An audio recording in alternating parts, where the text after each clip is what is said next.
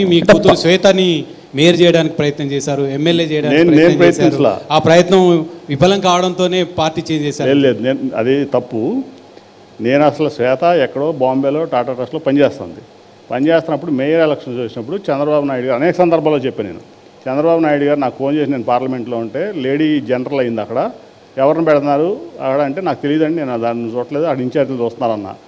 అక్కడప్పుడు ఆయన అన్నది ఏంటంటే బోండా మా వైఫ్ని పెడుతున్నాను నిజమేనంటే నాకు తెలియదండి, నేను దృష్టి పెట్టాలంటే అది జరిగితే కనుక విజయవాడకి చాలా నష్టం జరుగుద్ది, మన పార్టీ చాలా నష్టపోద్ది, నువ్వు వెంబడే మీ అమ్మాయిని పెట్టంటే లేదంటే అమ్మాయి అక్కడ పని చేసుకుంటున్నా, అమ్మాయికి ఇంట్రెస్ట్ లేదు, సోషల్ సెక్టర్లో ఉంది కానీ పాలిటిక్స్ అప్పుడు ఎంటర్ అయ్యేది లేదంటే ఆయన బలవంతం మీద 3-4 రోజులు నన్ను కన్విన్స్ చేసి ఆ అమ్మాయిని కన్విన్స్ చేసి పెట్టాడు. ఆయన పార్టీలో కోవర్ట్ ఆపరేషన్ చేయడం వల్లనే మిమ్మల్ని బయటికి పంపించారని బలమైన ఆరోపణ ఉంది. అంతగా మీ తమ్ముడు కూడా ఇదే ఆరోపణ చేశాడు, పార్టీలో ఉంటూ కోవర్ట్ ఆపరేషన్ చేశాడు, వైసీపీకి ఎప్పటికప్పుడు సమాచారం ఇచ్చాడు, అందువల్ల అతను బయటికి పంపించారు. అంటే ప్రూఫ్లతో ఎవరన్నా చెప్పారు మీకు? ఊరినే వేగ్గా ఇనేసేసి కోవర్ట్ ఆపరేషన్ అంటే బయటికి వెళ్ళిన వాళ్ళందరూ కోవర్ట్ ఆపరేషన్ అంటారు, బయటికి వెళ్ళిన ప్రతి ఒక్కరిని కోవర్ట్ ఆపరేషన్ అంటారు. ఏం కోవర్ట్ ఆపరేషన్ చేస్తారు అంటే చంద్రబాబు నాయుడు కానీ దీంట్లో కానీ నేను పాలసీ మేకింగ్లో ఎప్పుడు నా కూర్చుని సీక్రెట్లు మాట్లాడుకున్నామా? ఏం కోవర్ట్ ఆపరేషన్ ఉంటుంది? ఏం కోవర్ట్ ఆపరేషన్ చెప్పొచ్చు కదా, పలానా కోవర్ట్ ఆపరేషన్ చేశాడు, ఇదిగో పలానా ఫోన్ రికార్డింగ్ ఉంది, వీడియో రికార్డింగ్ ఉంది, చెప్పనండి, ప్రూఫ్లు ఏమనండి, దమ్ముంటే వీళ్ళకి, ఈ సిగ్గు శర్వం లజ్జ ఉంటే వీళ్ళందరికీ అనేవాళ్ళు. మీరు టీడీపీలో ఉన్నప్పుడు తిరువూరు టీడీపీ సభకు మిమ్మల్ని రానివ్వలేదా, మీరు వెళ్ళలేదా? ఆయన చెప్పాడు కదా, చంద్రబాబు నాయుడు గారు 3 man కమిటీని పంపించాడు నా దగ్గరికి, పంపించి ఈ సభ బాధ్యతలు వేరే వాళ్ళకి అప్పచెప్పాం, సో అట్లాగే సేమ్ టైం నీకు ఎంపీ టికెట్ ఇవ్వట్లేదు, అట్ ది సేమ్ టైం నువ్వు రేపటి నుంచి పార్టీ కార్యక్రమంలో పాల్గొద్దని చెప్పి చంద్రబాబు నాయుడు గారు చెప్పారు అని చెప్పారు. ఓకే, పార్టీ అధినేత అయినా ఆయన చెప్పింది అక్షరాలు పాటించాల్సిన బాధ్యత ఉంది నేను పార్టీలో ఉన్నప్పుడు అని చెప్పి నేను అనలేదు. తర్వాత వెంటనే నేను ముందు ఎంపీకి రిజైన్ చేసి ఎంపీకి రిజైన్ చేసి తర్వాత పార్టీకి రిజైన్ చేసి.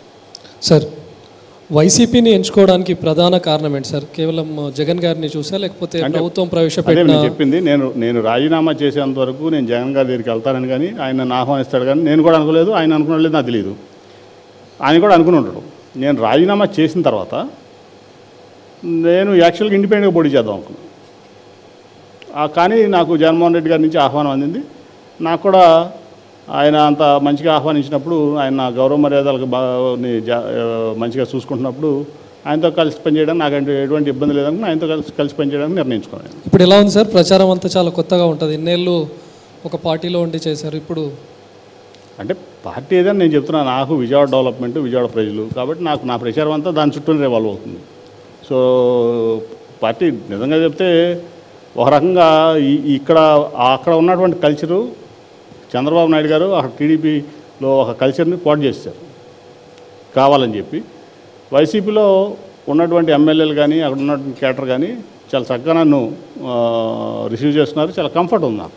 నన్ను తోసేశారు, నన్ను నెట్టేశారు, నన్ను మెడబెట్టి గెంటేశారు, అందుకని నేను వెళ్ళి జగన్ దగ్గర ఉండిపోయానని చెప్తా ఉన్నారు కదా. 10 ఏళ్ళు మీరు ఎంపీ, 2013లో పార్టీలో చేరారు, విజయవాడలో ఫేమస్ బాగా కేసీఆర్ అని, ఎందుకు పంపించే పరిస్థితి తెచ్చుకున్నారు సార్ మీరు? అది చంద్రబాబును లోకేష్ని అడగాల్సిన క్వశ్చన్ దాన్ని అడుగుతున్నారు మీరు, నేనేం చెప్పను దానికి. వాళ్ళు ఎందుకు పంపించేశారో వాళ్ళని అడగాలి కదా. పార్టీ వాళ్ళు 3 man కమిటీని ఎందుకు పంపించారు నా దగ్గరికి, వాళ్ళు ఎందుకు పంపించాలనుకున్నారు నన్ను, వాళ్ళు ఎందుకు నన్ను ఉంచుకోదలుచుకోలేదని వాళ్ళు చంద్రబాబు లోకేష్ చెప్పాలి సమాధానం, నేను కదా. మిమ్మల్ని పంపించింది చంద్రబాబా లోకేషా? ఇద్దరు ఒకటే కదా. వాళ్ళిద్దరూ 14 నుంచి చూస్తున్నాను నేను. అంతకుముందు లోకేష్ బ్యాక్గ్రౌండ్లో ఉండేవాడు, ఎస్పెషల్లీ మంత్రి అయిన దగ్గర నుంచి కూడా. అంతకుముందు ఇంట్లో మాట్లాడుకుని వచ్చేవాళ్ళం, తర్వాత అంతా వాళ్ళిద్దరూ కలిసి చంద్రబాబు మీ మీద కొంత సాఫ్ట్ కార్నర్ ఉంది కానీ లోకేష్కి ఏమాత్రం లేదనేది ఒకటి ఉంది. అది వాళ్ళిద్దరిని అడగాలి, ఎవరు సాఫ్ట్ కార్నర్ ఉందో ఎవరికి. జీతం ఇచ్చేవాడి మీద జోకులు వేస్తే జీవితం తలకిందులు అవుతుంటారు. అలాగే పార్టీలో పదవులు ఇచ్చిన నాయకుడి మీద మీరు కామెంట్లు చేస్తే బయటికి పంపించకుండా ఏం చేస్తారు అని కూడా పార్టీలో అంటున్నారు. కామెంట్ చేశారా చంద్రబాబు మీద, లోకేష్ మీద? ఇప్పుడు ఒకటి చెప్పనా మీకు, తెలుగుదేశం పార్టీలో హయ్యెస్ట్ పాలిట్ బ్యూరో మెంబర్ నుంచి మంత్రి దగ్గర నుంచి కింద వరకు చంద్రబాబు నాయుడు గారి మీద మాట్లాడుకునే వాళ్ళు ఎవరు? ఒక్కళ్ళని చూపించండి. అచ్చెన్నాయుడు అన్నాడు కదా పార్టీ లేదు బొక్కలేదని, అనలేదా? అన్నాడు లేదా పార్టీ లేదు బొక్కలేదని? అన్నాడు లేదా? అన్నాడు కదా పార్టీ అధ్యక్షుడు. మరి అతనే అన్నాడు ఈ పార్టీ లేదు బొక్కలేదని తిరుపతి సభలో. మీరు పదే కామెంట్ చేసేవాడంట కదా, మీరు పదే లోకేష్ ఓ నాయకుడు కాదు, ఇతను నాయకత్వ లక్షణాలు లేవు, తండ్రి పేరు చెప్పుకొని వచ్చాడు, తండ్రి చాటు నుంచి వచ్చాడు, ఇతను పత్రం చేస్తే మేము భరించాలా, ఇతను ఆదేశాలు ఇస్తే మేము అమలు చేయాలా అనేవాళ్ళు అంట కదా మీరు. అంటే లోకేష్ నాకు ఎప్పుడు ఆదేశం ఇవ్వలేదు, కానీ నేను ఎప్పుడు లోకేష్ నాయకుడిగా నేను యాక్సెప్ట్ చేయాల. చంద్రబాబు నాయుడు వరకు నా యాక్సెప్టెన్స్ ఎప్పుడూ ఉంది, చివరి వరకు కూడా. ఎందుకంటే సరే ఓకే, డిఫరెన్సెస్ ఎన్నైనా ఉండొచ్చు, బట్ ఇప్పుడు ఒక కుటుంబం ఉంది, అనేక డిఫరెన్స్లు ఉంటాయి. నలుగురు కుటుంబ సభ్యులు ఉంటే నలుగురు మధ్య 4 ఆలోచన విధానాలు ఉంటాయి, 4 డిఫరెన్స్లు ఉంటాయి.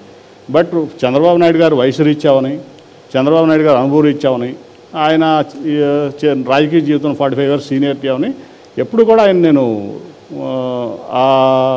ఇది ఇచ్చాను. ఆయన నా లీడర్గా భావించాను ఆ పార్టీలో ఉన్నంతకాలం. లోకేష్ని అయితే ఏ రోజు నాకైతే అతను ఒక లీడర్ అని కానీ, అతను ఒక లీడర్ లాగా బిహేవ్ చేస్తాడని కానీ, అతను ఈ పార్టీని ముందుకు తీసుకెళ్ళగలడు అని కానీ నాకు ఎప్పుడు ఆ ఇంప్రెషన్ లేదు. అదే నేను